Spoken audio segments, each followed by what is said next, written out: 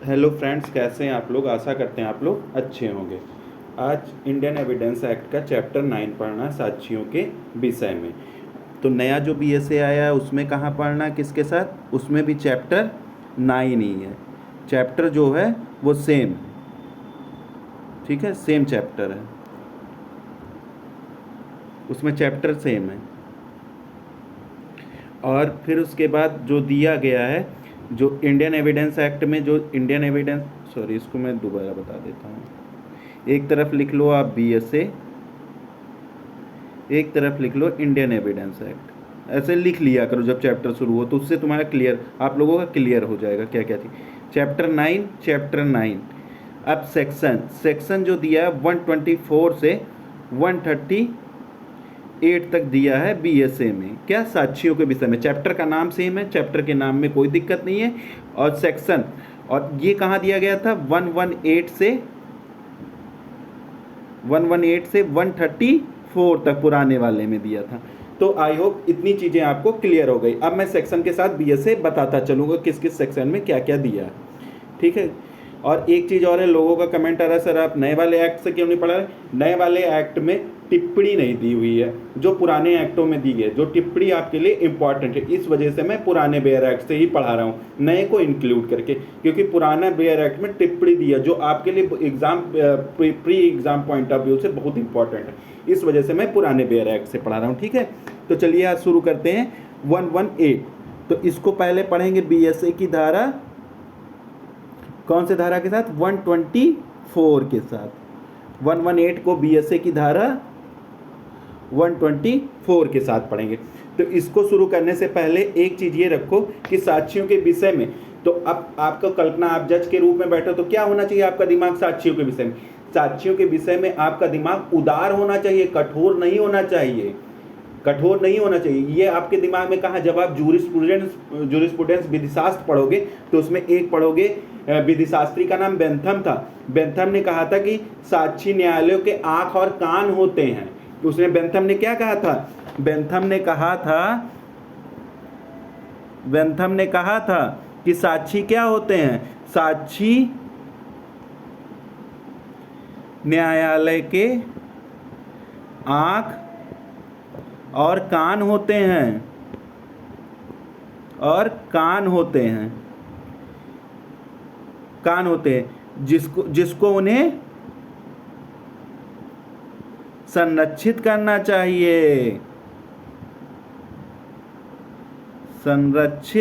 चाहिए, ठीक है। इसी वजह से आप अगर जज के रूप में न्यायालय में बैठे तो न्यायालय में हर दिन साक्षियों की सक्षमता के लिए उदार दृष्टिकोण रखना चाहिए, ये याद रखो, क्योंकि साक्षी ही न्यायालय के आंख और कान होते हैं। इतनी चीज शुरू करने। अब आ जाओ, मैं इसको जो पढ़ाऊंगा वो कितने पार्टों में पढ़ाऊंगा पहले वो बता देता हूँ, फिर उसके बाद सेक्शन शुरू करता हूँ। तो आओ सॉरी, नंबर फर्स्ट देखो, मैं इसको 4 पार्टों में बांट के पढ़ाऊंगा।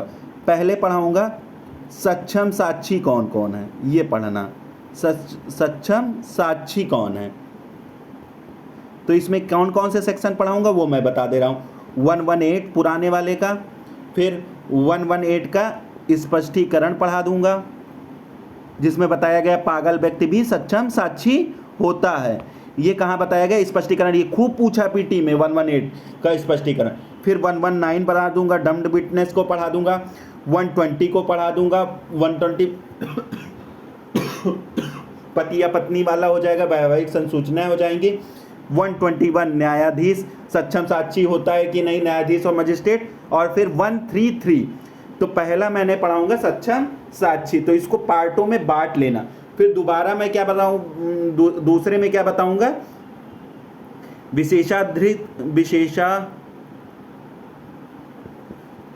विशेषाधिकृत संसूचनाएं, मतलब कुछ ऐसी संसूचनाएं, ऐसी संसूचनाएं, ऐसी बातें हैं जिनको क्या किया गया, जिनको संरक्षित किया गया है, जिनको बताने से रोका गया है, वो किस किस सेक्शन में दिया गया है वो भी हम लोग पढ़ेंगे। 122 पढ़ेंगे, पहले भी मोटा मोटा किस किस सेक्शन क्या क्या है वो मैं बाद में बता दूंगा।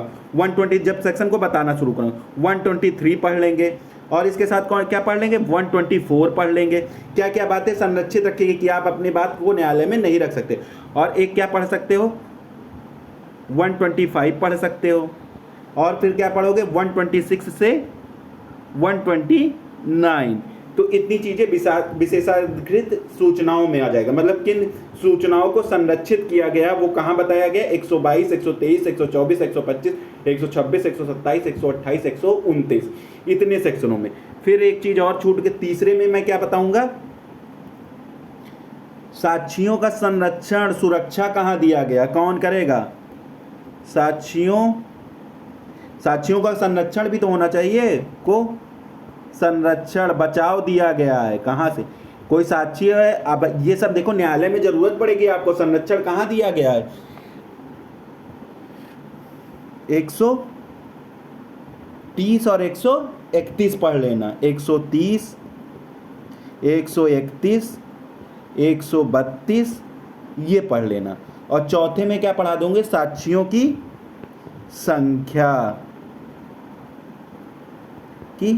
संख्या। पहले मैंने बता दिया कि क्या क्या कैसे कैसे पढ़ना है इस चैप्टर को, तो आई होप इतनी चीजें समझ में आ गई। सबसे पहले पढ़ना है सक्षम साक्षी कौन होता है। देखो इससे आपका मेंस का क्वेश्चन तैयार हो जाएगा, अगर आपके दिमाग में क्लियरिटी रहेगी चैप्टर के बारे में तो एक ना एक क्वेश्चन यहाँ मेंस से आता ही आता है, तो इससे आपका मेंस भी तैयार हो जाएगा। तो अब आइए हम बैरक, तो पहले इंडेक्स समझ जाओ, सक्षम साक्षी पढ़ेंगे, विशेषाधिकृत की सूचनाएं, मतलब कुछ सूचनाओं को संरक्षित रखा गया उसे, फिर साक्षियों का संरक्षण किया गया, फिर साक्षियों की संख्या के बारे में पढ़ेंगे। अब आ जाओ कहाँ से पढ़ना है, 118 से शुरू करते हैं, तो आओ इसको क्लियर कर लेते हैं। अब देखो, अब सबसे पहले इसमें शुरू करते हैं, क्या है, सबसे पहले पढ़ो, कौन साक्ष्य दे सकेगा, मतलब कौन न्यायालय में साक्ष्य दे सकेगा। तो नंबर 1 आपके दिमाग में आना है, सभी व्यक्ति साक्ष्य, साधारण बात क्या है, सभी व्यक्ति साक्ष्य दे सकते हैं, ये दिमाग में रखना, ये याद कर लेना। 118 क्या कहता है, सभी व्यक्ति साक्ष्य दे सकते हैं, 118 लिखना तो वहां पे लिखना सभी व्यक्ति साक्ष्य सक्षम साक्षी होंगे, जब तक कि न्यायालय का यह विचार ना हो कि कोमल हो, वयस्क हो, अतिवार्धक्य हो, शरीर के या मन के रोग के, या किसी प्रकार के किसी अन्य कारण से रुको यार, पेन नहीं चल रहा, हाँ फिर से पढ़ता हूं, सभी व्यक्ति क्या होते हैं, सक्षम साक्ष्य देने के लिए सक्षम होंगे, जब तक कि, अब आ गए, यह न्यायालय का अधिकार आ जा रहा है, जब तक कि न्यायालय का यह विचार ना हो। अब ये पावर किसको दिया जा रहा है, न्यायालय को दिया जा रहा है। क्या दिया जा रहा है कि कोमल वयस है तो न्यायालय देखेगा कोई बच्चा है, कोमल वयस मतलब कोई बच्चा है, या न्यायालय देखता कोई अधिवार्धक्य मतलब कोई बूढ़ा व्यक्ति है, शरीर के या मन के, या तीसरा कौन सा व्यक्ति हो गया, शरीर से जो परेशान हो, शरीर में कोई रोग हो, या मन से या मेंटली कोई रोग हो उसको, इस प्रकार के किसी अन्य कारण से वे उनसे किए गए प्रश्नों को समझने के या उन प्रश्नों का युक्त संगत उत्तर देने से निवारित है। अगर वो प्रश्न न्यायालय द्वारा कर रहे हैं और न्यायालय द्वारा उस उत्तर को समझने के लिए वो नहीं है, तो न्यायालय उन लोगों को मना कर सकता है। तो एक चीज जाने सबसे पहले 118 में कि कोई भी व्यक्ति सक्षम, all person shall be competent witness होते हैं, ठीक है, सभी व्यक्ति सक्षम साक्षी होते हैं। अब आ जाओ इसका एक्सप्लेनेशन पढ़ लो, ये खूब पूछता, मोस्ट इंपॉर्टेंट एक्सप्लेनेशन 118 के स्पष्टीकरण में दिया है, ये खूब पढ़ लेना। कोई भी पागल व्यक्ति साक्ष्य देने के लिए अक्षम नहीं है, ये नेगेटिव उसमें बताए, अक्षम नहीं यानी कि वो सक्षम है, अक्षम को मत पकड़ना, यानी कि पागल व्यक्ति क्या है, सक्षम है, जब तक कि वह अपने पागलपन के कारण उससे किए गए प्रश्नों को समझने या युक्त संगत उत्तर देने से निवारित ना हो। मतलब पागल व्यक्ति सक्षम साक्षी है जब तक कि वह उससे जो प्रश्न पूछा जा रहा उसका उत्तर देने से वो उत्तर उसको नहीं सूझ रहा या उत्तर उसको समझ में नहीं आ रहा है, तब तक वो सक्षम साक्षी पागल होगा। अब टिप्पणी देखो, इसी वजह से मैं इस बेयर एक्ट से पढ़ता हूं पुराने से, क्योंकि टिप्पणी बहुत इंपॉर्टेंट है, टिप्पणी इसी सेक्शन को तोड़ के इसमें बता देती, इस वजह से टिप्पणी पढ़ना बड़ा होती है। देखो कौन ऐसे सभी व्यक्ति साक्ष्य देने हेतु सक्षम होते हैं जो न्यायालय द्वारा पूछे गए प्रश्नों को समझने में समर्थ हैं। कोई भी ऐसा व्यक्ति जो न्यायालय द्वारा पूछे गए प्रश्नों को समझने में समर्थ है, वो सक्षम साक्षी होते हैं। जो इन प्रश्नों का उत्तर देने में अधोलिखित कारणों से असमर्थ ना हो, अब इनका उत्तर देने के लिए कम आयु का नहीं होना चाहिए, अधिक बुढ़ापा नहीं होना चाहिए, ये सब हमने पढ़ा है सेक्शन में। मानसिक अथवा शारीरिक बीमारी नहीं होनी चाहिए, इसी प्रकार का कोई अन्य कारण नहीं होना चाहिए। इन कारणों से न्यायालय उन्हें रोक सकता है, ये न्यायालय की पावर है। आप जज के रूप में बैठे तो आपके पास ये है, अगर कम आयु का कोई बालक आपको दिख रहा तो आप उससे प्रश्न पूछ के उससे पता कर सकते हो कि उत्तर देने के लिए सक्षम कि नहीं है वो। कोई बहुत बूढ़ा व्यक्ति है उससे भी आप पूछ सकते हो, कोई रोग, कोई मानसिक रोगी या शारीरिक रोगी, उससे भी आप प्रश्न पूछ सकते हो कि ये उसका पहले एग्जामिनेशन की सक्षम साक्षी है कि नहीं है, कॉम्पिटेंट विटनेस है कि नहीं है। आप पहले न्यायालय उनको देखेगा, तब उनको मानेगा कि कॉम्पिटेंट विटनेस है कि नहीं है। अब इसमें इतनी चीजें हो गई सक्षम साक्षी। अब इसमें आ जाओ, देखो जो केस भी इसमें दिए, इसी वजह से मैं ये बैरक पढ़ता हूं। भगवान सिंह बनाम मध्य प्रदेश राज्य के मामले में एक बच्चे द्वारा यह बताया कि वधू को जलाया गया था और बच्चे के बयान में कहीं भी कमी साबित नहीं हो सकी, इसी वजह से मैं इसे पढ़ाता हूं। फिर आ जाओ, सील भ्रष्ट स्त्री सक्षम, ये भी पूछा है, ये भी क्वेश्चन खूब पूछा। सील भ्रष्ट साक्षी क्या होता है? सक्षम साक्षी होता है। महाराष्ट्र राज्य बनाम मधुकर एन मर्दिनेकर। और फिर ये खूब पूछा है, ये खूब पूछा है, इसको 50 बार चाहे नोट कर लेना। उन्मत्त या जड़ व्यक्ति, इसको याद कर लेना, लूनेटिक या इडियट, इसको याद कर लेना, लूनेटिक इंग्लिश में याद कर लेना, या इडियट। अगर कहीं भी इडियट और लूनेटिक दिया होगा तो अक्षम होंगे, वो सक्षम साक्षी नहीं होंगे, ये याद कर लेना। अब आ जाओ, उसके बाद हम लोग पढ़ते हैं डम्ड विटनेस। फिर अब क्या पढ़ते हैं? Dumped witness. इसको हटा देते हैं। अब 119 को किसके साथ? बीएसए के साथ। किसके साथ पढ़ोगे? बीएसए के कौन सी धारा के साथ? 125 के साथ। इतना हो गया आपका। अब इसमें आ जाओ, साक्षी का क्या कहता है इसको, ये पहले अब इसका पढ़ लो। 2013 में इसको संशोधित किया गया, प्रतिस्थापित किया गया, मतलब इस पूरी धारा को ही चेंज कर दिया गया, मतलब पूरी तरीके से प्रतिस्थापित कर दिया गया, नई चीज। पहले 119 को मूक साक्षी कहते थे, डम्ड विटनेस कहते थे, 2013 में चेंज कर दिया गया। अब आ जाओ, इसमें क्या कहता है? इसमें कहता है साक्षी की मौखिक रूप से संसूचित करने में असमर्थ होना, मतलब साक्षी कैसा है? गूंगा है, मौखिक रूप से संसूचना नहीं दे सकता, मौखिक रूप से कोई अपनी बात नहीं कह सकता है। तो क्या होगा? ऐसा कोई भी साक्षी जो, अब ये सब सक्षम साक्षी के बारे में ही पढ़ रहे हैं, 118 119, वो दिमाग में रखे रहना जो मैंने इंडेक्स पहले बताया शुरू में। ऐसा कोई साक्षी जो क्या है? जो बोलने में असमर्थ है या किसी अन्य रीति से जिससे वह किसी बोधगम्य बना सकता है, ऐसे किसी लिख कर या संकेतों या चिन्हों द्वारा अपना साक्ष्य दे सकेगा, किंतु ऐसा लेखन लिखित रूप में होना चाहिए और खुले न्यायालय में प्रकट चिन्हों तथा इस प्रकार दिए गए मौखिक साक्ष्य माना जाएगा। तो इसमें कोई ऐसी बात नहीं जो आप लोगों को समझ में नहीं आ रही होगी। परंतु से पढ़ो, परंतु यदि क्या हो, साक्षी मौखिक रूप से संसूचित करने में असमर्थ हो तो न्यायालय कथन अभिलिखित करने में किए गए द्विभाषी या विशेष प्रबोधक की सहायता लेगा। ऐसे कथन की क्या होगी? वीडियो फिल्म तैयार की जाएगी। तो इसमें एक चीज मानो कि इसमें इसको मानते हैं डीम्ड ओरल एविडेंस। 119 को मानते हैं हम डीम्ड ओरल एविडेंस। डीम्ड क्या मतलब? डीम्ड मतलब मान लिया जाता। एक्चुअली में तो वो ओरल मुंह, क्योंकि गूंगा है वो बोल तो सकता नहीं है वो चीजें अपने लिख के, लेकिन इसको डीम्ड मान लिया जाए कि उसने मौखिक रूप से ये बातें कही है। इसी वजह से 119 को डीम्ड ओरल एविडेंस कहते हैं। क्या कहते हैं? डीम्ड ओरल एविडेंस कहते हैं। इसमें क्या, कोई भी अगर वो संकेतों द्वारा लिख के किसी द्वारा वो बता रहा, अगर उसकी चीजों को गवाही के रूप में लिखा भी जा रहा है, तब भी वो क्या होगा? वो उसका ओरल एविडेंस होगा। इसमें एक केस आएगा क्वीन इम्प्रेस वर्सेज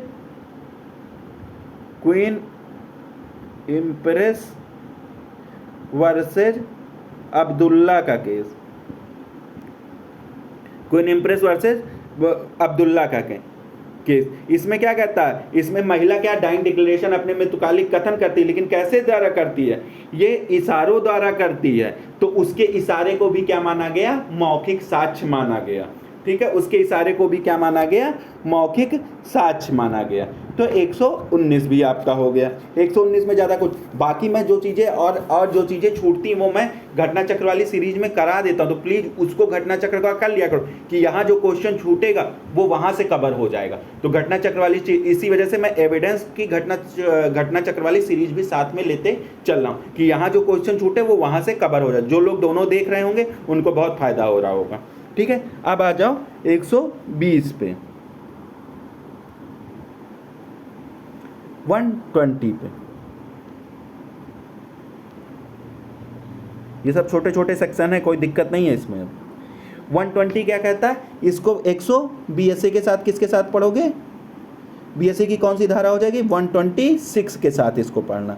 120 को 126 के साथ और इसको 127 के साथ, अभी ही लिख दे रहा हूँ। अब आ जाओ, इसमें क्या कहता है, इसमें कहता है 120 में सिविल वाद के पक्षकार और उनकी पत्नियां या पति डांडिक विचारण के अधीन व्यक्ति का या पति या पत्नी हैं तो सभी सिविल कार्रवाइयों में यदि वे पक्षकार और वाद के किसी पक्षकार पति पत्नी में सक्षम साक्षी होंगे, किसी व्यक्ति के विरुद्ध डांडिक कार्रवाई में उस व्यक्ति का पति पत्नी सक्षम साक्षी होंगे या होंगी। ठीक है, ये हो गया आपका 120। ये हो गया आपका 120 हो गए। तो इतनी चीजें जान गए कि क्या होता है, पति पत्नी क्या होते हैं, पति और पत्नी एक दूसरे के पक्ष में तथा विपक्ष दोनों गवाह के रूप में दे सकते हैं। पति पत्नी एक दूसरे के विरुद्ध क्या होता है, पक्ष में और विपक्ष में दोनों रूप में गवाही दे सकते हैं। ठीक है, और ये 120 की पूरक धारा कौन, 122 है। ठीक है, वहां पढ़ लेना 122 में चीजें। तो इतना जान लो, पति और पत्नी एक दूसरे के विरुद्ध सक्षम साक्षी हो सकते हैं, एक दूसरे के विरुद्ध गवाही दे सकते हैं, ये याद कर लें। बस एक चीज, वैवाहिक संसूचना में अगर, इसी वजह से इसकी पूरक धारा को मैंने बताया 122 में कहा है वैवाहिक सूचना के दौरान अगर पति पत्नी के बीच की कोई बातें हैं तो उसको रोका गया, वो कहाँ है, 122 में। लेकिन साधारणतः पति पत्नी एक दूसरे के पक्ष में या एक दूसरे के विरोध में गवाही दे सकते हैं। ये दिमाग में बैठा लेना, स्थिर कर लेना। वैवाहिक सूचना से अगर संबंधित आएगा तब नहीं दे सकते हैं जब उनके दोनों के बीच में कोई मामला होगा, लेकिन अन्यथा अगर कोई मामला होगा, चाहे सिविल मैटर हो चाहे क्रिमिनल मैटर, दोनों एक दूसरे के विरुद्ध सक्षम साक्षी होंगे। ये कौन सा सेक्शन कहता है, 120 कहता है। अब आ जाओ आप 121, जो बीएसए की धारा 127। क्या न्यायाधीश और मजिस्ट्रेट भी सक्षम साक्षी होंगे, ये भी तो आपके बाद में, हाँ होंगे। कब होंगे वो भी पढ़ो। कोई भी न्यायाधीश या मजिस्ट्रेट न्यायालय में ऐसे न्यायाधीश या मजिस्ट्रेट के नाते अपने स्वयं के आचरण के बारे में या ऐसी किसी बात बारे में जिसका ज्ञान उसे ऐसे न्यायाधीश या मजिस्ट्रेट के नाते न्यायालय में हुआ है, किन्हीं प्रश्नों का उत्तर देने के लिए ऐसे किसी भी न्यायालय के विशेष आदेश के सिवाय जिनके वह अधीनस्थ विवश नहीं किया जाएगा, किंतु अन्य बातों के बारे में जो उसकी उपस्थिति में उस समय घटित हुई थी जब वह कार्य कर रहा था, तो उसकी परीक्षा की जा सकेगी। अब ये इंपॉर्टेंट देखो, न्यायाधीश और मजिस्ट्रेट का सक्षम साक्षी हो जाएंगे जब उनके सामने उनके कोर्ट में किसी व्यक्ति पे कोई हमला कर देता, तब न्यायालय के न्यायाधीश को सक्षम साक्षी के रूप में बुलाया जा सकता है। ये याद कर लेना इतनी चीजें। देखो इसमें क्या होता है, किसी भी न्यायाधीश को या मजिस्ट्रेट को कब उत्तर देने के लिए बाध्य नहीं किया जाता है, कब, जब न्यायाधीश या मजिस्ट्रेट के रूप में कार्य करते हैं तो उनको उत्तर देने के लिए बाध्य नहीं किया जाएगा, लेकिन कब पूछा जाएगा उसका दिया गया है। कब पूछा जाएगा, जब कोई क्या कहता है, किसी जिसके वो अधीनस्थ है वो न्यायालय अगर उससे कोई प्रश्न पूछ रहा है तब वो उत्तर दे देगा, या वह पदीय हैसियत अपने कार्य करते समय उसके सामने किसी ने कोई अपराध किया या कुछ किया तब उसको साक्षी के रूप में बुलाया जा सकता है। ठीक है, ये कौन सी धारा कहती है, ये आपकी 122 कहती है। तो इतना हो गया, अब 122 तक हो गया। अब 122 के बाद हम लोग सीधे 121 हो गया, सॉरी। अब 122 कहाँ जाता है, विशेषाधिकृत संसूचनाएं। तो अभी हम लोग पढ़ रहे हैं सक्षम साक्षी। तो अब एक सेक्शन 133 यहाँ के बाद, अब इसके बाद हम लोग इसी के साथ 133 पढ़ लेते हैं पहले, तब पढ़ेंगे विशेषाधिकृत संसूचनाएं। तो 133 मैं आपको पढ़ा दे रहा हूँ यहीं पर। देखो ये इसी वजह से मैं इस सेक्शन को, इस बेयर एक्ट को बहुत अच्छा मानता हूँ, क्योंकि इसमें सारी चीज़ें दे गई, कोई आपको ऐसा नहीं कि किताब उठानी या कुछ उठानी। इस वजह से ये बेयर एक्ट बहुत अच्छे होते थे। अब देखो 133 पढ़ा जाए। 133 क्या कहता है? सह अपराधी के बारे में। क्या सह अपराधी सक्षम साक्षी हो सकता? तो सबसे पहले सह अपराधी 100, रुक जाओ इसको थोड़ा बड़ा कर लेता हूँ तो सही हो जाएगा। अब सही है। ये देखो, इसको बीएसए के साथ पढ़ेंगे, सॉरी इसको बीएसए के साथ पढ़ेंगे। कौन सी धारा के साथ? 138 के साथ। तो नॉर्मली तुम जानो सहअपराधी क्या होता है? सहअपराधी क्या होगा? देखो ये होता है जब क्या कहता है सहअपराधी? सहअपराधी अभियुक्त व्यक्ति के विरुद्ध सक्षम साक्षी होगा। तो एक चीज आंख बंद करके याद कर लो, सहअपराधी कोई इफ बट नहीं है, सहअपराधी सक्षम साक्षी होगा। 114 के बी में मत जाना कि उसके साक्षी, वो किसका, क्या बोलते हैं, वो विधि का नियम नहीं है। जो स्पष्टीकरण वहां दिया वो सतर्कता और प्रज्ञा का नियम है। इसके साथ 114 का जो स्पष्टीकरण बी पढ़ा जाता है वो सतर्कता और प्रज्ञा का नियम है, कि वहां से गवर्न कर लो कि सर वहां तो दिया गया है कि वो सक्षम साक्षी जो होता है उसको पहले उसके साक्ष्य की पुष्टि होनी चाहिए, तब उसके साक्ष्य को माना जाएगा। वो कैसा? सतर्कता और प्रज्ञा का नियम है। इस वजह से प्रमुखता किसे दी जाएगी? साधारणतया उसे सक्षम साक्षी विधि का नियम है, क्योंकि डायरेक्ट 133 कहता है कि सहअपराधी सक्षम साक्षी होगा। तो ये हमेशा दिमाग में बैठा लेना, सहअपराधी सक्षम साक्षी होता है। और कोई भी दोष सिद्ध केवल इसलिए अवैध नहीं होगा कि वह किसी सहअपराधी के असंपुष्ट परिसाक्ष्य के आधार पर की गई है। अब मैं इसे डिटेल में समझा दे रहा हूं, क्योंकि ये बहुत अच्छा सेक्शन है। सहअपराधी अभियुक्त व्यक्ति के विरुद्ध सक्षम साक्षी होते हैं, ये जानो। सहअपराधी के जो असंपुष्टि साक्ष्य के आधार पर, मतलब जिसकी पुष्टि नहीं हुई, केवल उसके गवाही के आधार पर, उसकी गवाही के आधार पर किसी को दोष सिद्ध कर दिया गया है, तो ये इस कारण विधि विरुद्ध नहीं होगा कि उसकी संपुष्टि नहीं की गई है, उसको कहीं और से पुष्ट नहीं किया गया, उसको उसके साक्ष्य को कहीं और से साबित नहीं किया गया। सहअपराधी जो होता है, सहअपराधी के साक्ष्य के स्पष्टीकरण और सतर्कता और प्रज्ञा का नियम 114 के बी में दिया गया, लेकिन वह विधि का नियम नहीं है, वो केवल सतर्कता और प्रज्ञा का नियम है। इसी में एक डगडू का मामला आया था, देखो यहाँ दे दिया है, डगडू वर्सेस, ये एग्जाम में भी खूब पूछता है। इस वाले में क्या कहा गया? इसमें इसी केस में कहा गया है कि डगडू बनाम स्टेट ऑफ महाराष्ट्र में कि 133 से 114 में क्या अंतर है, कि मध्य कोई विरोध नहीं है। सीधे सीधे याद कर लेना कि जो 113 है, 133 है तथा 114 का जो स्पष्टीकरण भी दिया है उसमें कोई अंतर नहीं है, कोई विरोध नहीं है। ये किसमें? डगडू बनाम महाराष्ट्र राज्य में बताया गया है। इतनी चीजें आई हो समझ में। तो सहअपराधी में ज्यादा चीजें नहीं थी, इतनी चीजें थी। अब इसको पढ़ लेते हैं।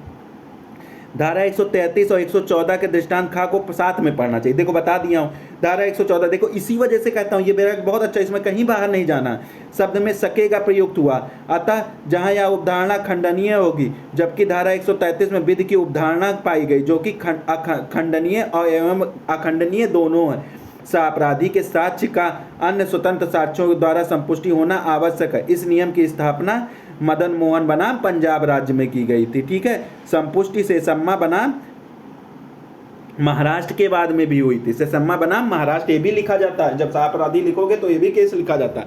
एक सहअपराधी का साक्ष्य दूसरे सहअपराधी के अपराध की पुष्टि नहीं करता है। सहअपराधी संदिग्ध सक्षम साक्षी होता है, वह दूसरे सहअपराधी के अपराध की पुष्टि नहीं करता, इसका साक्ष्य विश्वसनीय नहीं होता। सहअपराधी के साक्ष्य पर आधारित होकर किसी को दोषी सिद्ध नहीं किया जा सकता। डगडू बनाम किसमें? डगडू बनाम भुवानी साहू में ये कहा गया था कि उसके साक्ष्य के आधार पर उसे दंडित नहीं किया जा, लेकिन भुवानी साहू बनाम उसमें बताया गया था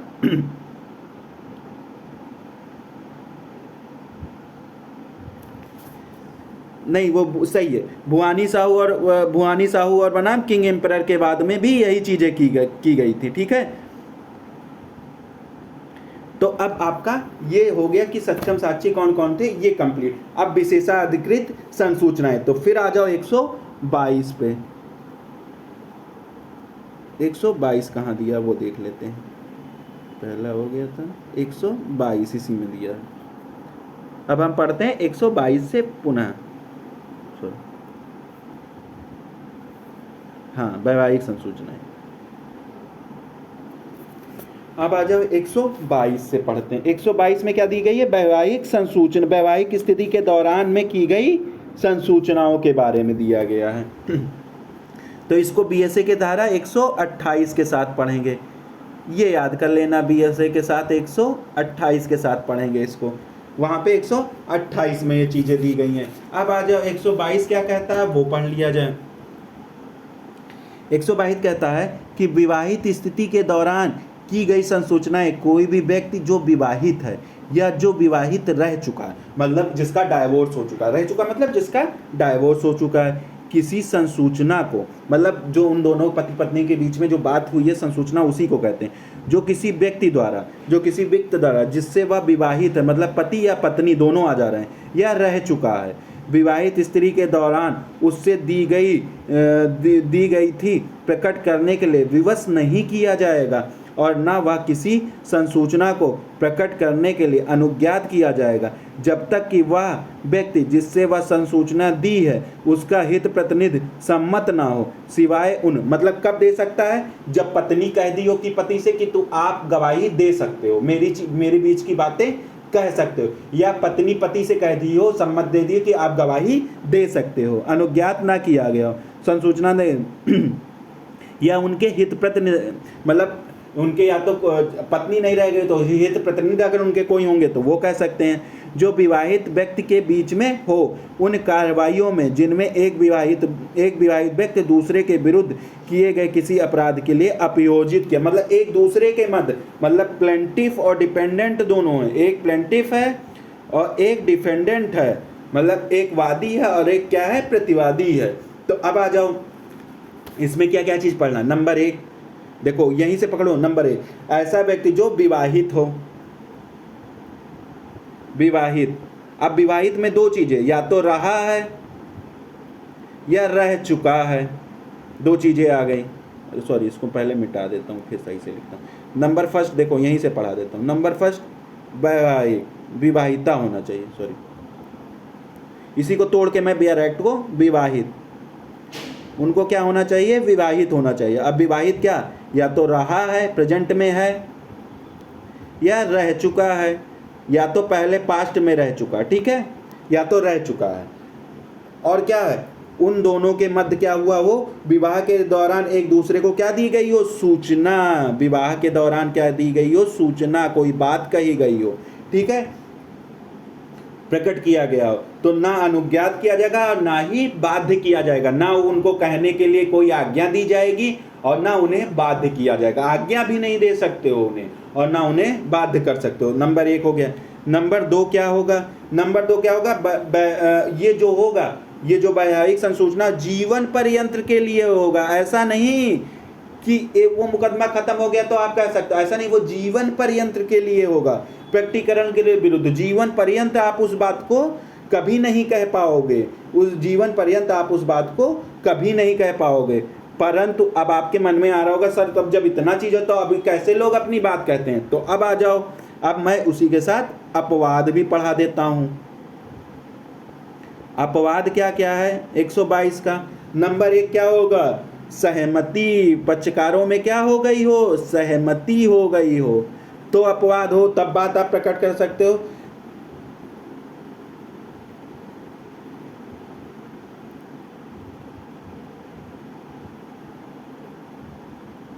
और दूसरा क्या होगा? दूसरा क्या होगा? सहमत के बिना भी कब हो सकता? कभी सहमत के बिना भी हो सकता है। सहमत के बिना कब होगा? ये बहुत इंपॉर्टेंट है, ये मोस्ट इंपॉर्टेंट। जब वाद क्या चल रहा हो? पति और पत्नी वर्सेज हो, किसके? पति और पत्नी के बीच में हो, सिविल या डांडी कोई भी मामला चल रहा हो तो वो दे सकते हैं, ठीक है। ये इतना इसका अपवाद होगा। अब इसमें एक केस आप पढ़ोगे, वो केस भी नोट कर लेना। MC वर्गीस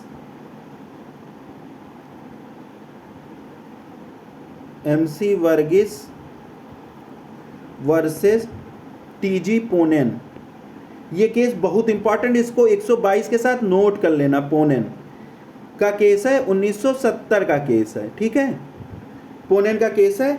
इसमें क्या कहा गया? इसमें कहा गया जो धारा 122 के द्वारा जो आरोपी निषेध केवल पति पत्नी या पूर्व पति पत्नी पर आरोपित है, अन्य कोई भी व्यक्ति धारा 122 के निषेध में नहीं आता है, ये बताया गया। इसमें क्या बताया गया कि केवल पति और पत्नी इस धारा के तहत बंधे हुए हैं, ठीक है, और उनके किसी भी और किन्हीं और व्यक्तियों के मध्य वो वैवाहिक सूचना को प्रकट करने से नहीं रोका गया है, ठीक है। पति पत्नी ही अपनी बातों को नहीं कह सकते, सास ससुर कह सकते या उनका कोई और होगा कलीग, वो सब कोई कह सकते हैं, लेकिन पति पत्नी अपने मध्य की बातें नहीं कह सकते। ये किसमें कहा गया?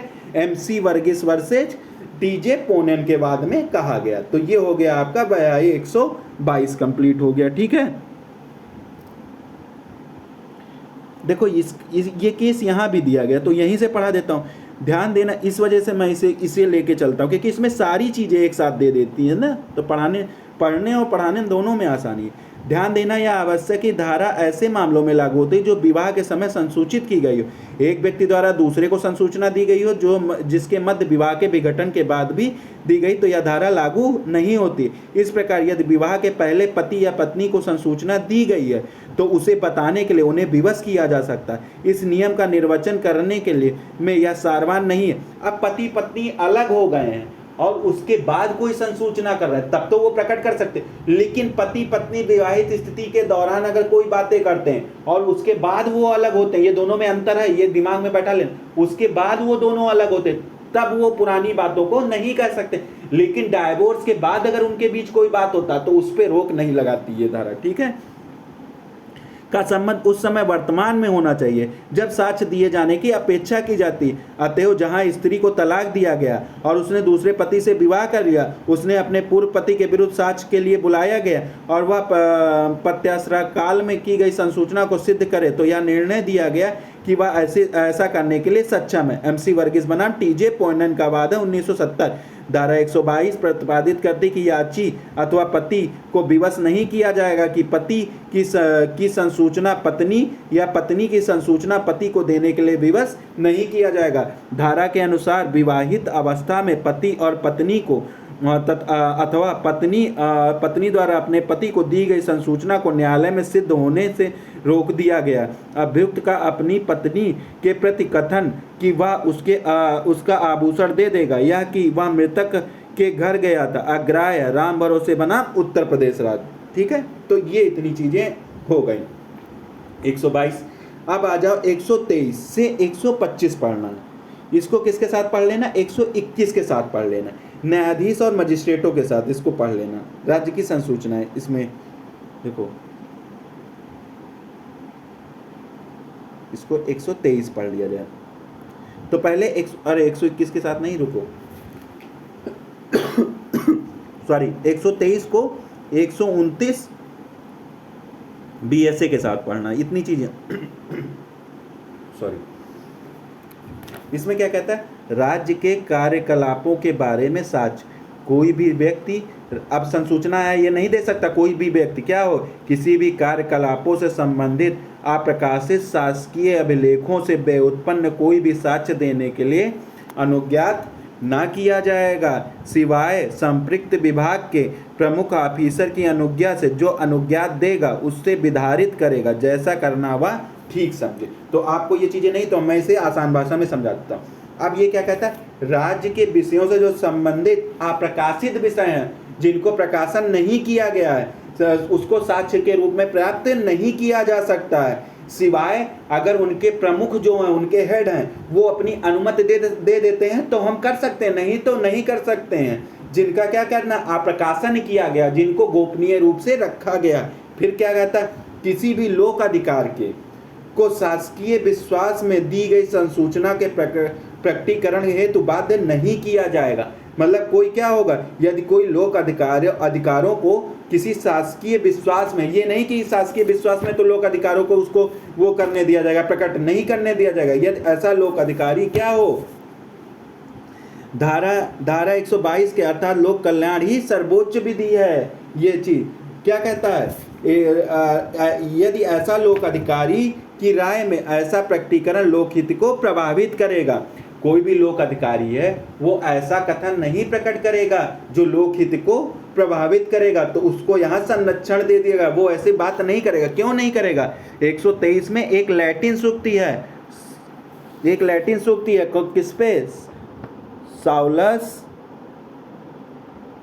SALUS पाउली प्यूपिली POPLI प्यूपिली सुप्रीमो लेक्स SUPREMA सुप्रीमो लेक्स। अच्छा इसको ऊपर लिख देता हूँ, नहीं हो गया यह, इसको 123 का क्या है मैगजीन वो लिख देता हूँ। सालुस, इसको याद कर लेना, खूब पूछता है। पापुली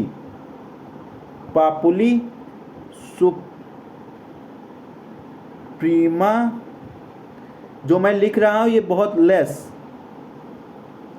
लेक्स है, ठीक है। इसको याद कर लेना। क्या है? लोक कल्याण ही सर्वोच्च विधि है। लोक कल्याण 123 पे आधारित है। लोक कल्याण ही सर्वोच्च विधि है।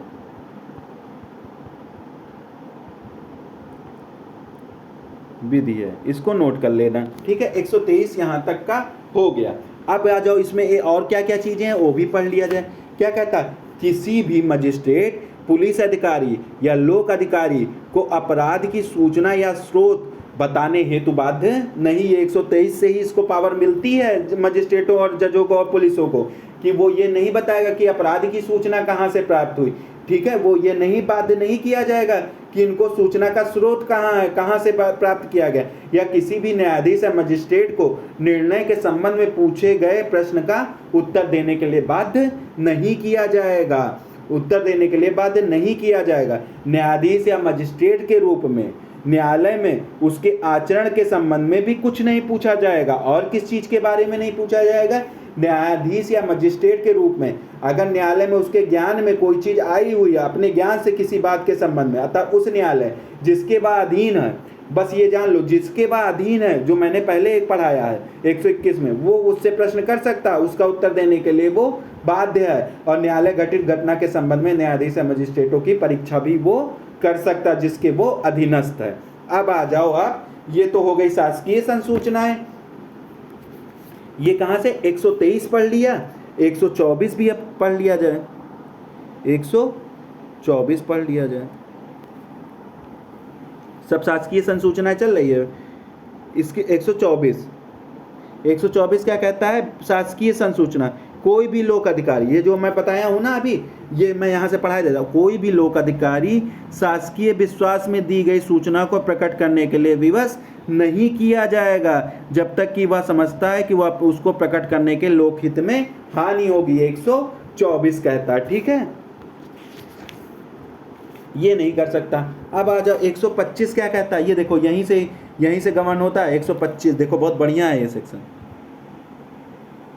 इसको मैंने पहले ही जो मैं बताया 121 से 125 का सारांश मैंने पहले बता दिया। अब मैं ये सेक्शन वाइज बता दे रहा हूँ कि क्या क्या चीजें हैं। 124 हो गया।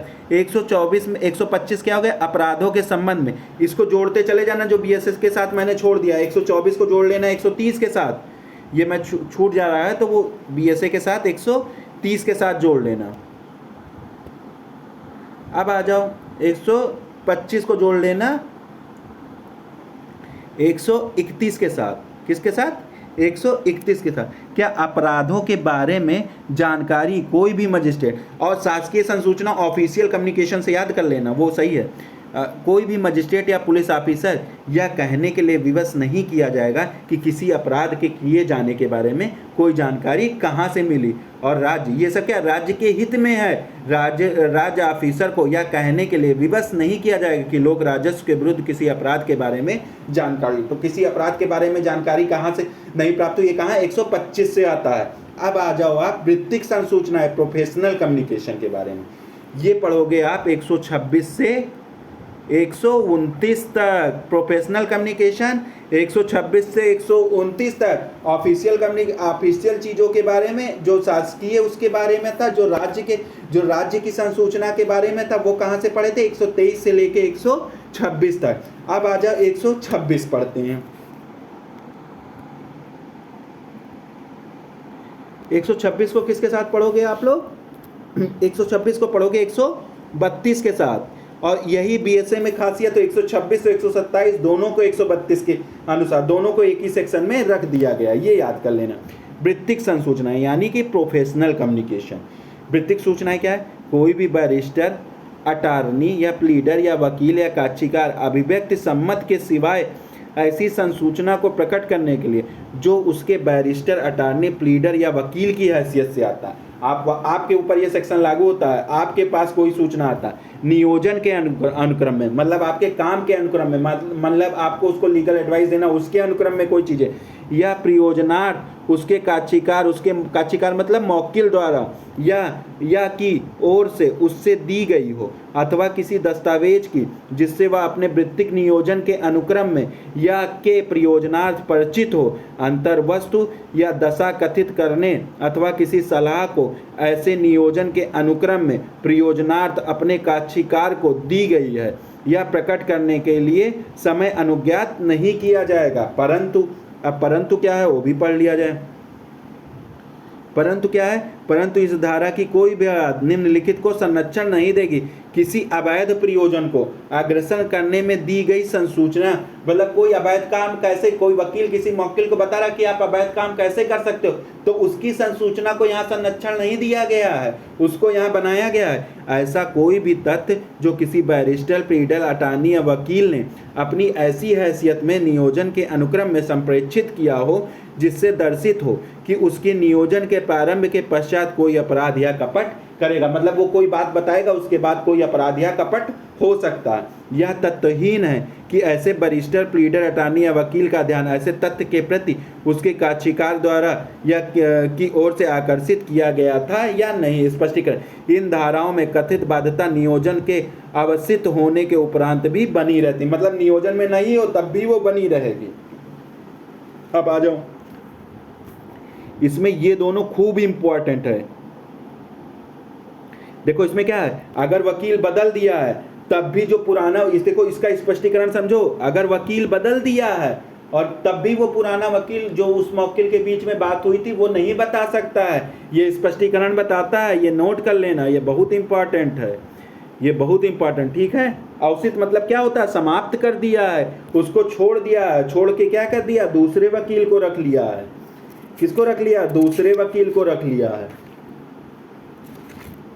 अब देखो इसमें क्या क्या चीज है। जो क्लाइंट होता है, अभिव्यक्ति क्या होता है? अभिव्यक्त सहमत के सिवाय विवक्षित किसी भी बैरिस्टर, प्लीडर, अटॉर्नी और वकील को निम्नलिखित के प्रकटीकरण या अभिकथन की अनुमति नहीं देगा। किसकी? सेवा योजन के अनुक्रम में। देखो नंबर 1, सेवा योजन के अनुक्रम, कारोबार के अनुक्रम में अगर मौकिल ने कोई बातें बताई हैं तो उसकी संसूचना को आप प्रकट नहीं कर सकते हो, या वकील साहब ने कोई परामर्श का प्रकटीकरण तो उसको भी आप प्रकट नहीं किया, मैंने इस मौकिल को ये परामर्श दिया था। सेवा योजना के अनुक्रम में उद्देश्यों को सौंपे गए हैं, जिस उद्देश्य के लिए आपको सौंपे गए हैं उस दस्तावेजों की अंतर वस्तुओं को भी, कोई दस्तावेज अगर मौकिल आपको सौंपा तो उसकी अंतर वस्तु को भी आप प्रकट नहीं कर सकते हो। ठीक है।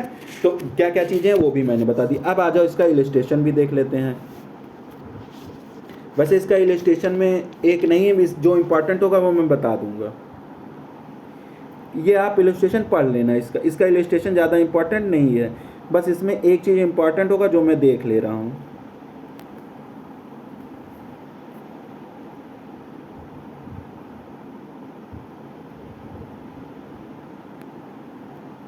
हाँ ये पढ़ लो, ये इंपॉर्टेंट है।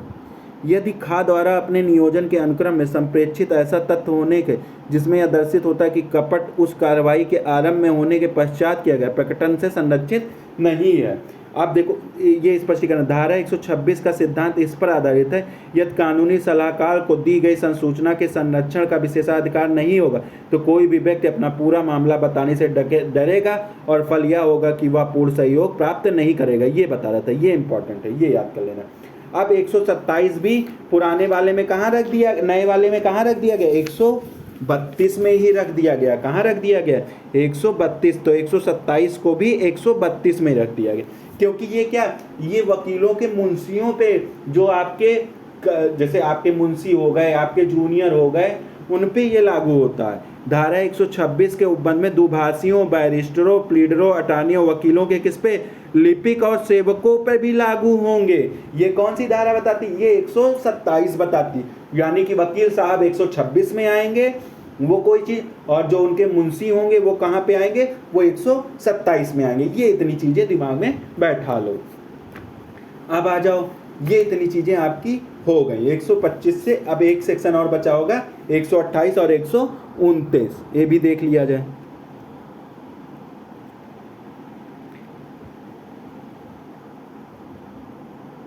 एक 128 को किसके साथ पढ़ोगे, 133 के साथ पढ़ोगे। बीएसए की धारा 133 के साथ पढ़ोगे, ठीक है।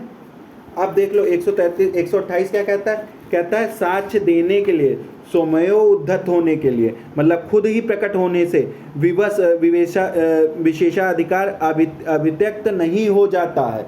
मतलब क्या कहता है, ये कहता है कि कोई भी कक्षी, कोई भी क्या बोलता है,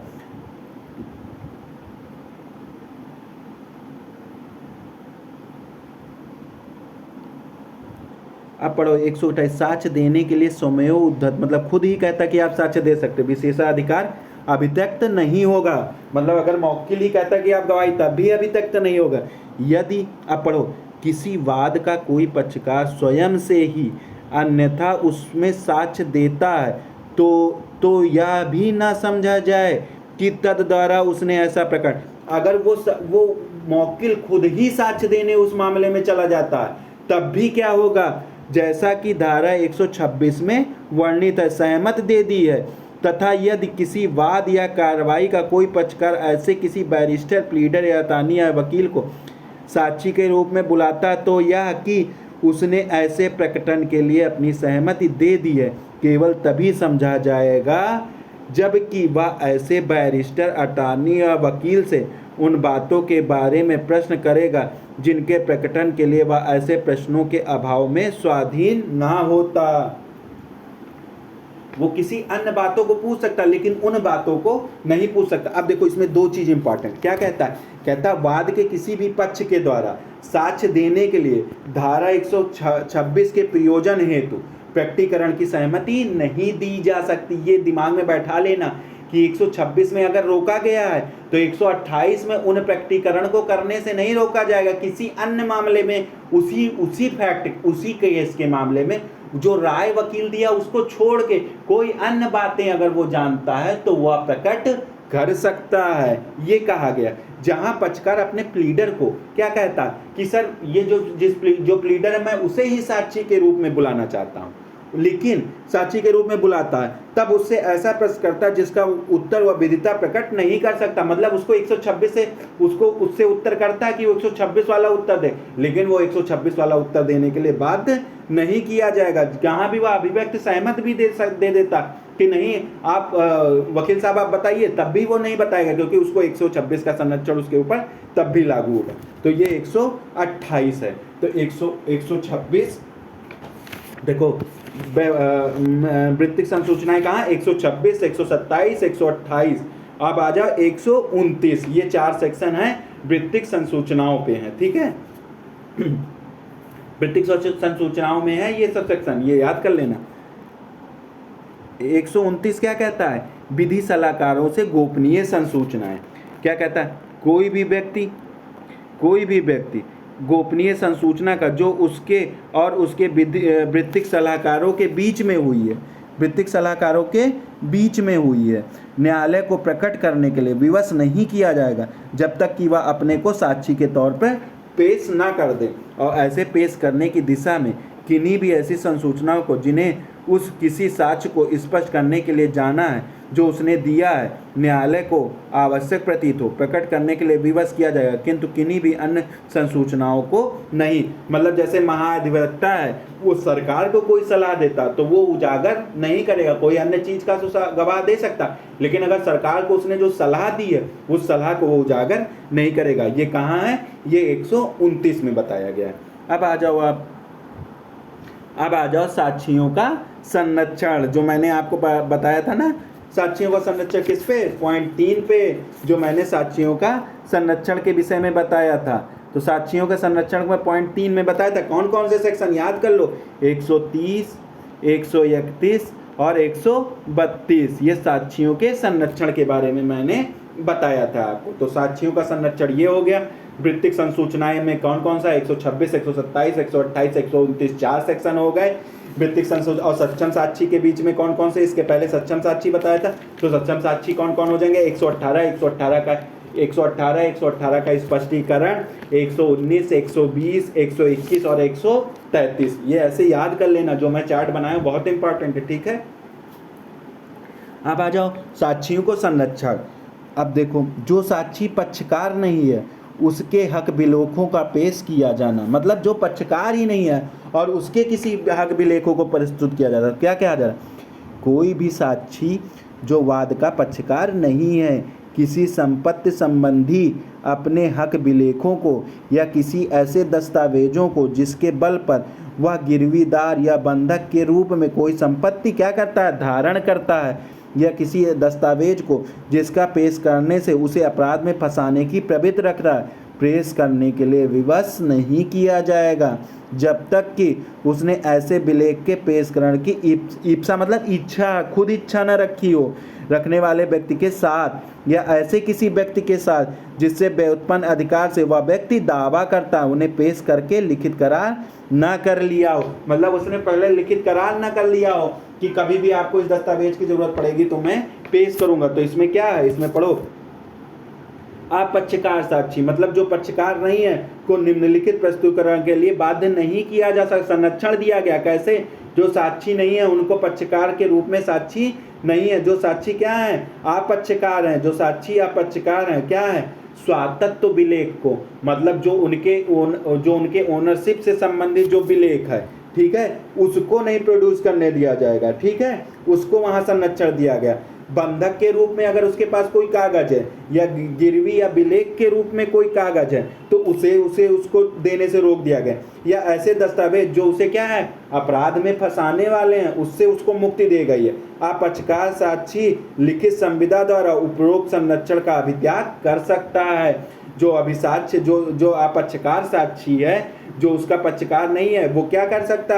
वो लिखित संविदा द्वारा जो उसको इतने 3 संरक्षण दिए गए, स्वातत्व अभिलेख को नहीं प्रस्तुत करेगा, जो उसके स्वातंत्र से बंधक या गिरवी से संबंधित कोई ऐसा हो या ऐसा दस्तावेज जो उसे अपराध में फंसाने वाला हो, उसको कब पेश करेगा? ये दूसरा पॉइंट बताता है, कब पेश करेगा? जब उसने खुद ही संविदा कर लिया हो कि मैं इस संरक्षण को क्या कर रहा हूँ? त्याग रहा हूँ। तो ये कौन सी धारा है? 130 बताती है। अब आ जाओ 131 में। तो 131 में सबसे पहले क्या चीज़ याद रखोगे? 130 को मैं बता दिया था किसके साथ पढ़ना है, 130 को 135 के साथ पढ़ना, सॉरी ये भूल गया था, 135 के साथ पढ़ना बीएसए के साथ, ठीक है। अब आ जाओ 131 में आ जाओ, ये एक धारा 131 आ जाओ। 131 क्या कहता है कि इसको सबसे पहले याद रखो कि ये क्या है, 131 को कब जोड़ा गया ये याद रख लो। 131 को धारा को प्रतिस्थापित किया गया किसका? आईटी एक्ट, इसको याद कर लो, आईटी एक्ट के द्वारा, आईटी एक्ट 2000 द्वारा, ये याद कर लेना, ठीक है। आईटी एक्ट 2000 द्वारा 17 अक्टूबर 2000 द्वारा इससे लागू हो गया, ठीक है, प्रतिस्थापित की गई। ये धारा कैसी है? 131 प्रतिस्थापित धारा। अब आ जाओ डिटेल पढ़ लेते हैं, क्या कहता है? उन दस्तावेजों या इलेक्ट्रॉनिक अभिलेखों का पेश किया जाना जिन्हें कोई दूसरा व्यक्ति जिस पर उन पर कब्जा पेश करने से इनकार कर सकता है। कोई भी व्यक्ति अपने कब्जे में ऐसे दस्तावेज या अपने नियंत्रण के अधीन इलेक्ट्रॉनिक अभिलेखों को पेश करने के लिए जिनको जिनको पेश करने का कोई अन्य व्यक्ति यदि वे कब्जे या नियंत्रण में होते विवश नहीं किया जाएगा जब तक कि ऐसे अंतिम वर्णित व्यक्ति उसे पेश करने के लिए सहमति नहीं दे सकते। तो उसी का ये इलेक्ट्रॉनिक रूप है। 132 वाला ही नई धारा 131 के अनुसार क्या है, प्रस्तुतिकरण के लिए बाध्य नहीं किया जाएगा। उसी का ये ऐसा दस्तावेज जो उसके कब्जे में हो, क्या कब्जे में हो, ऐसा क्या हो जाए जो इलेक्ट्रॉनिक आधार, जो इलेक्ट्रॉनिक रिकॉर्ड को क्या करता हो, अपने नियंत्रण में रखता हो। उपरोक्त नियम तब तक लागू नहीं होगा जब तक उस व्यक्ति द्वारा सहमति नहीं दे दी गई है जो उपरोक्त के प्रस्तुतिकरण मतलब ऊपर के प्रस्तुतिकरण करने से इनकार करने का अधिकार रखता है। तो ये हो गया आपका 131।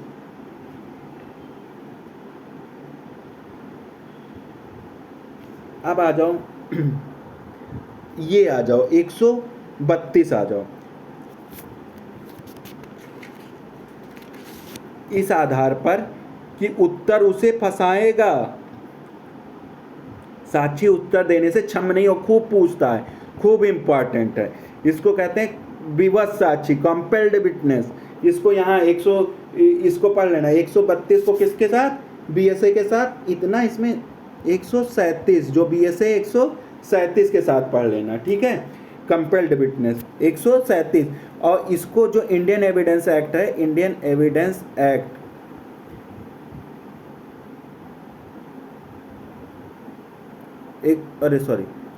इंडियन एविडेंस एक्ट में क्या कहता है, कोई भी साक्षी किसी वाद या किसी सिविल दंडात्मक कार्रवाई में विवादक विषय में सुसंगत किसी विषय के बारे में दिए गए प्रश्न का उत्तर देने के लिए इस आधार पर क्षम नहीं होगा कि ऐसा उत्तर ऐसे साक्षी को अपराध में फंसाएगा, प्रत्यक्षता या परोक्षता अपराध में फंसाने की होगी, अथवा वह ऐसे साक्षी को किसी भी किस्म की शास्ति या संप्रहण के लिए उच्छन्न करेगा या उसकी प्रवृत्ति प्रत्यक्षता या परोक्षता उच्छन्न करने की होगी। मतलब ये क्या होगा कि क्या कहता है, कब साक्षी को पूछे गए प्रश्नों का उत्तर देने के लिए बाध्य किया जाएगा, कब, जब किसी वाद या कार्रवाई में क्या होना चाहिए, कार्रवाई के जो विवादक विषय के प्रति सुसंगत विषय पर पूछे गए प्रश्नों, कैसे होने चाहिए, सुसंगत विषय पर पूछे गए प्रश्न का उत्तर देने के लिए निम्नलिखित आधारों पर छूट नहीं मिल सकती। किसके आधार पर, अगर क्या हो रहा है, यदि उत्तर उसे अपराध, ये नहीं कह सकता कि उत्तर उसे अपराध में फंसा रहा है, प्रत्यक्षता या परोक्षता, इसलिए उसको नहीं मना करने दिया जाएगा, या कि उत्तर उसके शासकीय या संप्रहण के प्रति उच्छन्न कर देगा, या प्रत्यक्षता या परोक्षता, ये देखो प्रत्यक्षता या परोक्षता उच्छन्न कर देगा। मतलब दिए गए उत्तर में क्या, साक्षी को गिरफ्तार या अभियोजित नहीं किया जाएगा। ये चीज जान जाओ कि उसने जो उत्तर के जो से प्रश्न पूछा गया उसमें अगर वो उत्तर देता है तो इसलिए उसे ना अभियोजित किया जाएगा ना गिरफ्तार किया जाएगा। ये चीज याद रख लेना। तो ये हो गया कंपेल्ड विटनेस कहाँ दिया गया, याद कर लेना, 10 बार बताता हूँ। 132 में कंपेल्ड विटनेस कहाँ दिया गया, 132 में। अब आ जाओ, इसमें देखो एक चीज और दिया, इसका परंतु बहुत इंपॉर्टेंट है, 7वां। इसको मैंने 133 तो पढ़ा दिया। परंतु देखो क्या है, देखो इसमें ये है जासूस सहअपराधी नहीं होते हैं, अरे सॉरी सहअपराधी नहीं पढ़ा रहा हूँ, ठीक है। परंतु ऐसा कोई भी उत्तर जिसे देने के लिए साक्षी विवश किया जाएगा उसे गिरफ्तार या अभियोजन के अधीन नहीं किया जाएगा। ना ही ऐसे उत्तर मिथ्या साक्ष्य देने के लिए अभियोजन के सिवाय वह उसके विरुद्ध किसी भी दंडिक कार्रवाई, केवल मिथ्या साक्ष्य देने के लिए उसकी कार्रवाई की जा सकती, ठीक है। अब सहअपराधी मैंने पहले ही पढ़ा दिया था क्योंकि ये सक्षम साक्षी होता है। बस ये जानो ट्रैप्ड विटनेस, जो ट्रैप्ड विटनेस होते हैं, जासूस होते हैं, वो सक्षम साक्षी नहीं होते हैं। उत्पीड़न के कारण अगर कोई रिश्वत दे रहा तो वो भी सहअपराधी नहीं होते हैं, ये याद कर लेना। इसमें दुराचार की शिकार महिला भी सहअपराधी नहीं होती, ये भी याद कर लेना। वेश्या या दलाल या ग्राहक सहअपराधी होते हैं, वेश्या दलाल या ग्राहक सहअपराधी होते हैं, याद कर लेना। चोरों का सामान खरीदने वाला भी सहअपराधी होता है, ये सब याद कर लेना जो बता रहा हूँ। चोरों का सामान खरीदने वाला भी सहअपराधी होता है, ये छूट गया था तो इसको यहाँ बता दिया। अब आ जाओ, लास्ट में एक सेक्शन बचा है, उसको पढ़ा देता हूँ, साक्षियों की संख्या। ये लास्ट बचा है। इसके बाद नेक्स्ट लेक्चर में चैप्टर 10 पढ़ाएंगे। साक्षियों के किसी भी मामले में तथ्य को साबित करने साक्षियों की कोई विशिष्ट संख्या नहीं होनी चाहिए। तो ये देखो, ये बहुत इंपॉर्टेंट है। साक्ष्य को तौला जाता है, गिना नहीं, खूब इंपॉर्टेंट है। इसी वजह से मैं ये मुझे अच्छा लगता है कि इसमें सारी चीज़ें दी गई हैं एक जगह। इसमें बहुला भूषण बनाम तमिलनाडु वाला केस, अकेले साक्षी के आधार पर भी दोष सिद्ध वैध है। ये सब लिखा होगा मेंस में तो बहुत अच्छा नंबर मिले। अकेले साक्षी के आधार पर दोष सिद्ध वैध होगी। किसका है? इसका बहुला भूषण बनाम तमिलनाडु का मामला है। ये भी देखो, तो साक्षियों की देखो विशिष्ट संख्या कोई अपेक्षित नहीं है, एक ही साक्षी के आधार पर, बस उसका साक्ष्य अच्छा होना चाहिए, साक्ष्य विवादक तथ्य से संबंधित होना चाहिए, बस वो इंपॉर्टेंट रखता है। आप 100 साक्षी ले आओ और वो बाद में बदल जाए, होस्टाइल हो जाए, कोई मतलब नहीं। एक साक्षी अगर उसी साक्ष्य पर टिका हुआ तो उसी को पर्याप्त साक्ष्य माना जाएगा। तो आई होप आज के लेक्चर में बस इतना ही, इतनी चीज़ें खत्म हो गई। अगर आप लोगों को मेरा प्रयास अच्छा लगा तो मेरी मदद कर सकते हैं, ठीक है, लाइक और सब्सक्राइब करके, नहीं तो कोई बात नहीं। Okay, thank you.